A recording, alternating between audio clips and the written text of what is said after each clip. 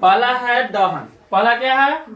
दहन है। दहन के बारे में हम समझेंगे किसी पदार्थ के, मतलब कोई भी पदार्थ हो, ठीक है ना, किसी पदार्थ के ऑक्सीजन में जलने पर ऊष्मा और प्रकाश उत्पन्न होते हैं।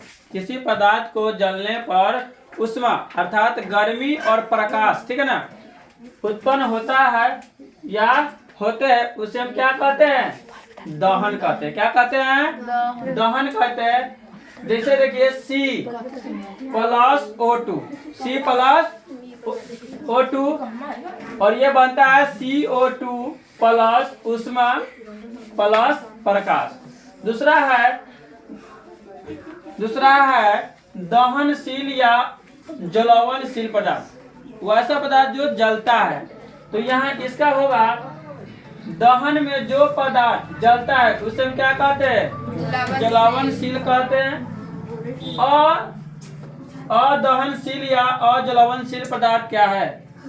दहन में जो पदार्थ नहीं जलता है उसे हम क्या कहते हैं?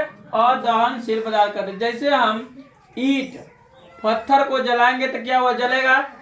नहीं जलेगा। तो वैसे पदार्थ को हम क्या बोलेंगे? अदहनशील पदार्थ बोलेंगे। उसके बाद दहन का अपोहन क्या है? दहन का अपोहन क्या है? तो जो पदार्थ दहन की क्रिया में सहायक नहीं होता है अर्थात मदद नहीं करता है उसे क्या कहते हैं? दहन का अपोहन कहलाता है। पांचवा है दहन के लिए आवश्यक शर्त क्या है? तो पहला शर्त है दहन पदार्थों की उपस्थिति, मतलब दहनशील पदार्थ की उपस्थिति होना चाहिए। दूसरा है दहन के पोषक पदार्थों की उपस्थिति में, मतलब दहन के पोषक पदार्थों के उपस्थिति में। तीसरा शर्त है जलावन ताप की प्राप्ति, मतलब जलने वाला ताप की प्राप्ति होना चाहिए। अब आइए जलावन ताप क्या है? तापों पर कोई पदार्थ जलना प्रारंभ करता है उसे हम क्या कहते हैं? जलावन ताप कहते हैं। मतलब जब कोई पदार्थ अपने जिस ताप, जैसे पानी का खौलना कितना डिग्री सेल्सियस होता है?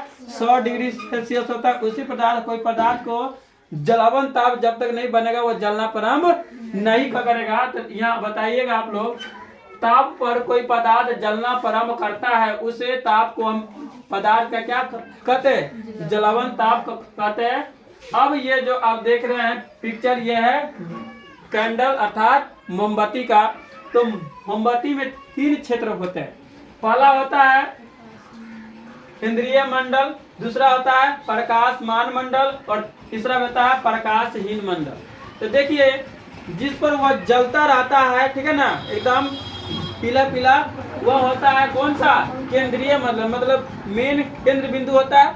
उससे जो ऊपर होता है वह प्रकाश देता है अर्थात रोशनी देता है, हम बोलते हैं उसे प्रकाशमान मंडल। और सबसे ऊपर का भाग काला होता है, जो आप लोग आम भाषा में धुआं भी बोलते हैं ना, करिया करिया, उसको हम बोलते हैं प्रकाशहीन मंडल। तो ये रहा आपको कौन सी विषय से? केमिस्ट्री से।